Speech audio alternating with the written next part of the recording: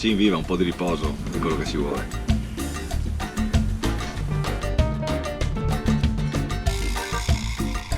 Daniele, cosa ci manca qua?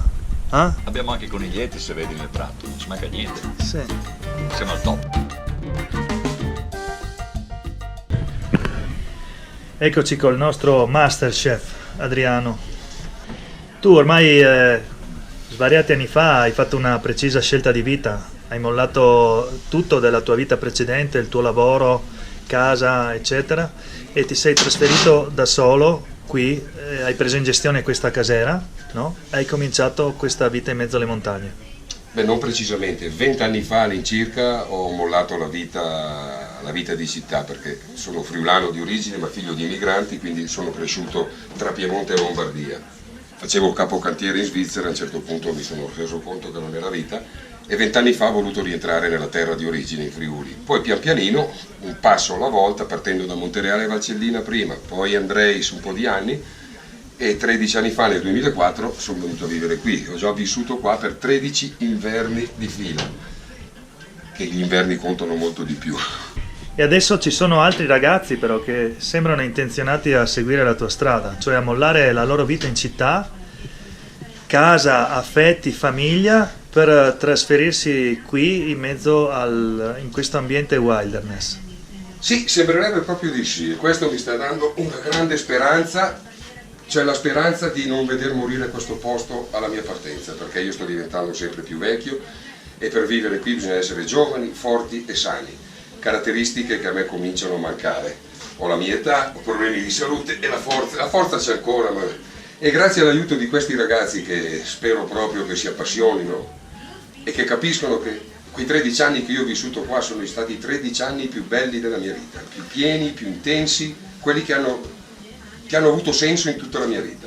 L'associazione si chiama i Charbonars, che vuol dire carbonai, e proprio si prefigge come scopo quello di recuperare l'arte carbonaia, o di non perdere questa grande conoscenza di questa alchimia del carbone. E loro stanno facendo una scelta di vita non da poco, che non è assolutamente legata al denaro, anzi, se fosse legata al denaro sarebbero rimasti a Genova, ma è legata alla voglia di provare a fare una vita diversa, una vita che abbia senso, perché il lavoro che facciamo qui ha un senso, non facciamo girare l'economia, con noi l'economia non gira, ma almeno la nostra vita ha un senso. Certo, legati all'ambiente, l'ambiente, la montagna nella quale viviamo ci consente di vivere, noi lavoriamo con e per la montagna.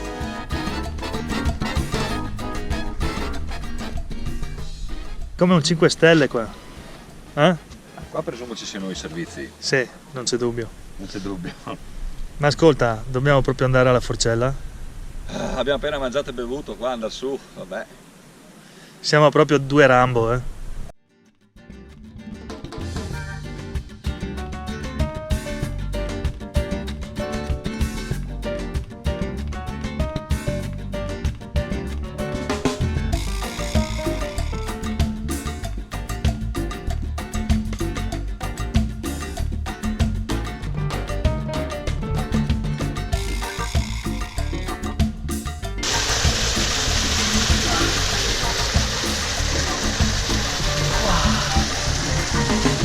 Daniele. Meglio?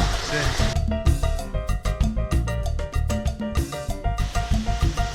Va là che siamo forti.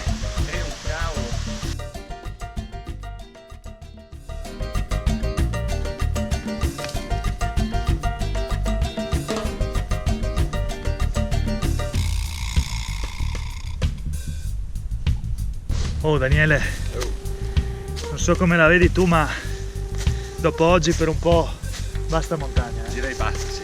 Basta.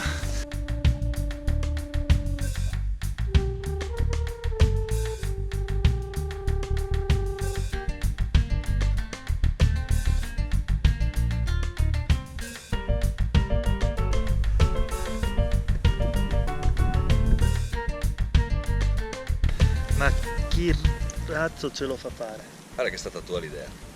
Sì, però anche tu a venirmi dietro. Quindi io doppiamente. Oh, dai, siamo arrivati tra un po'. Sì, beh, qui adesso siamo arrivati in Forcella, adesso si deve scendere un attimo. Poi tra un po' staremo anche freschi perché arriva il temporale.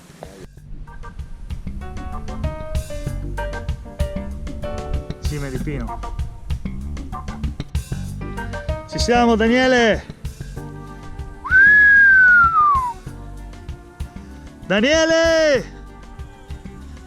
Missione compiuta! Siamo arrivati in vista delle sorgenti del Vajont che sgorgano dalla parete del colnudo, là! Vedi quella macchia nera?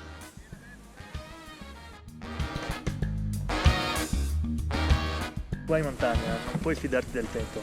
Guarda lì le nubi. Guarda, in 10 secondi proprio, guarda.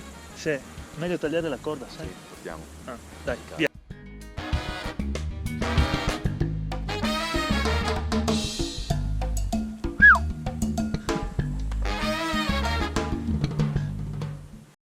Tanto per cominciare il lavoro vero e proprio qui non è quando arrivano i visitatori, quella è una rottura di balle, detto chiaro. Il lavoro non è quello. La gente arriva qui, mi vede che gli faccio da mangiare, che sto qua a fare due chiacchiere e pensano che io sia qua soltanto a dar via frico e salsiccia, polenta e frico, e che il resto della giornata lo passi suonando il zufolo. Il lavoro è continuo e d'inverno c'è meno gente che viene su, ma già sopravvivere in un ambiente del genere è un lavoro. Sopravvivere qui quando arrivano 6-7 metri di neve in un inverno, devi far via il ghiaccio, l'acqua che si blocca, la corrente che non c'è più. Provare a vivere 10 settimane di fila senza acqua e senza corrente e poi mi dici se non è un lavoro.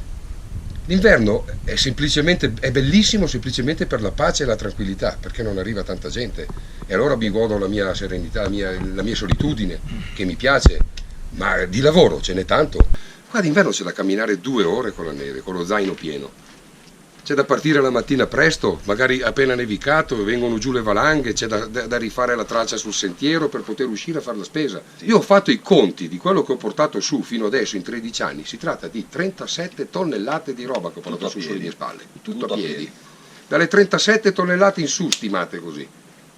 37 tonnellate portate su a spalle. Il compito della new entry qui sarà quello di tenere a bada martore e faine. Il compito di Salvo. E volpi. Aspetta che lo tiriamo su, poverino. Dai, ma lo svegliamo? Ma sì, Ma dai, sì, che deve non può abituarsi. dormire tutto il giorno che dorme. Deve abituarsi alla vita dura di montagna. Vieni, piccolo. Piccolato. Ciao. Questo è il presente Salvo.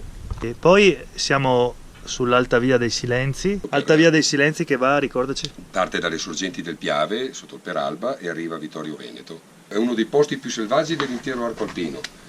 Sono passati i famosi alpinisti dei primi del Novecento, Glanville, poi c'è stato il periodo negli anni 60 di Herberg, poi le apparizioni, le cose che ha fatto Mauro Corona negli anni 70, così, anni 80. Parli del gruppo Cime di Pino col nudo, sì. Qui solo i grandi nomi hanno girato, fino a che vabbè poi il gruppo dei ragazzi di miei amici, Pino, Cic e compagnia bella, che hanno fatto qualche stagione, ma non ha mai visto grandi passaggi. Poi è arrivato Gogna e io e Gogna abbiamo aperto un po' di vie qua e ultimamente la speranza me la sta dando Luca Vallata, Luca Vallata è un fortissimo alpinista del giorno d'oggi, e col suo gruppo di amici che hanno fatto anche loro delle vie nuove, hanno fatto delle ripetizioni. Un mese fa hanno ripetuto anche la nostra via sulla est della cima di Pino Sud, la Gogna. Qui non c'è, le vie sono quasi tutte da ripetere, sono pochissime le vie che hanno visto una ripetizione o due.